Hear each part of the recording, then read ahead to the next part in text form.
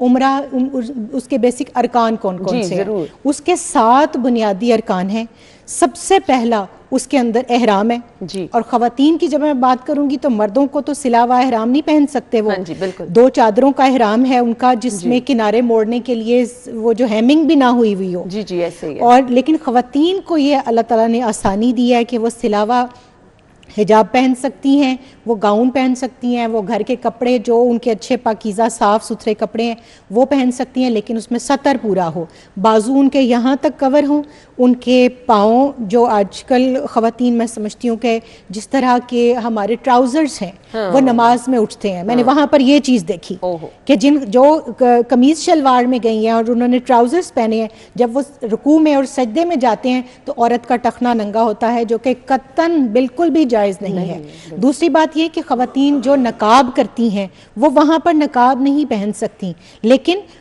بے پردگی کے بھی جو ہے نا وہ اجازت نہیں ہے۔ اس کا طریقہ کار یہ ہے کہ اگر آپ یہاں پر ویل کرتی ہیں تو وہاں پر ایسی کیپس ملتی ہیں کہ جو ہیٹ کی طرح سے ہوتی ہیں، اور ان کے ہیٹ کے آگے آپ کو نیٹ کا جو ہے وہ لگا ہوا پردہ اور وہ نقاب ملتا ہے کہ اس میں سے آپ کو نظر بھی آ رہا ہوتا ہے، اور آپ اپنے پردے کے احکام، کیونکہ وہ جو آپ کا نقاب ہے وہ آپ کے چہرے کے اوپر ٹچ نہیں کرنا چاہیے۔ ایون جو خانہ کعبہ کی زیارت میں اس کے غلاف کو ٹچ کر کے بعض لوگ غلاف اٹھا کے اس کے اندر جانے کی کوشش کر رہی ہوتی ہیں خواتین، وہ بھی دوران عمرہ ایسا نہیں کر سکتی۔ بالکل۔ پھر آپ دیکھیے کہ خواتین جو یہاں سے جاتی ہیں، جب سب سے پہلے تو ان کو یہ بتایا جائے کہ وہ جا کس کام کے لیے رہی ہیں۔ صحیح بات ہے۔ تبرج اور سنگھار وہاں پر حرام ہے، منع ہے، ٹوٹلی بین ہے خواتین، کیونکہ مردوں عورتوں کا وہاں پر ہوتا ہے اختلاط، اور جب اختلاط کی بات آتی ہے، ایک عورت جب عمرے کے لیے جانے لگے تو وہ سب سے پہلے محرم کو دیکھے۔ میرے نبی کریم صلی اللہ علیہ وسلم کی حدیث پاک موجود ہے، اگر انتظامی امور کے تحت سعودی گورنمنٹ نے یا پاکستان گورنمنٹ نے آپ کو یہ اجازت دے دی ہے کہ خواتین 40 سال سے اوپر یا 45 سال سے اوپر ہیں جو جا سکتی ہیں، لیکن اسلام نے آپ کو اجازت نہیں دی۔ اگر 93 کلومیٹر سے زیادہ آپ کا فاصلہ ہے تو پھر ایک عورت اپنے شوہر کے ساتھ جائے گی یا اس محرم کے ساتھ جس کے ساتھ زندگی بھر اس کا نکاح نہیں ہو سکتا۔ وہ اس کا باپ ہے، وہ اس کا بیٹا ہے، وہ اس کا بھائی ہے، وہ اس کا ماموں ہے، وہ اس کا چچا ہے، تایا ہے، سسر ہے، جن کے ساتھ کبھی نکاح نہیں ہو سکتا، بھانجا ہے، بھتیجا ہے، تو ان کے ساتھ وہ جا سکتی ہے، ادروائز نہیں جا سکتی۔ اب اس کے بعد آگے آ جائیں احرام کے پابندیوں جو آپ نے بات کی ہے۔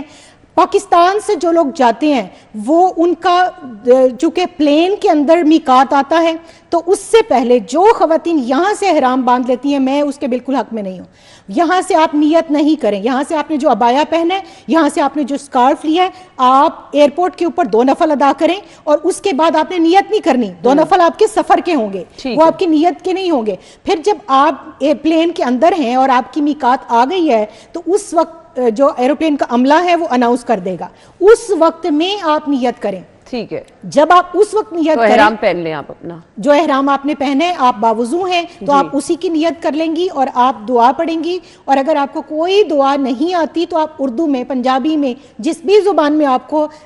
عمرے کی نیت آتی ہے وہ آپ نیت کریں گی۔ باقی جو نماز کی نیت ہے، روزے کی نیت ہے، یہ دل کے پختہ ارادے کا نام ہے، لیکن جب آپ عمرے کے لیے کریں گے تو پھر آپ عمرے کی اللہم لبیک عمرہ اتنا سا 3 الفاظ تو یاد کر سکتے ہیں، تو یہ آپ پڑھیں گی، اور اس کے بعد آپ تلبیہ، اور خواتین تلبیہ اتنی اونچی آواز میں پڑھیں گی کہ وہ ان کے اپنے کانوں تک اس کی آواز آئے، اور مرد اونچی آواز میں پڑھیں گے۔ پھر اس کے بعد آپ جب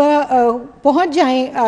مکہ شریف کے اندر ہوٹل میں تو اپنا سامان رکھ کے آپ فریش ہو سکتے ہیں، آپ اپنا وضو تازہ کر سکتے ہیں۔ ایسا نہیں ہے کہ آپ نے جو سکارف پہن لیا اب آپ اس کو اتار ہی نہیں سکتے۔ اگر آپ نے ریسٹ کرنا ہے تو آپ اپنے چہرے پر کپڑا ڈالے بغیر آنکھیں بند کر کے کچھ دیر کے لیے ریسٹ بھی کر سکتے ہیں۔ پھر اس کے بعد آپ اپنا وضو تازہ کر کے اور آپ چلے جائیں گے۔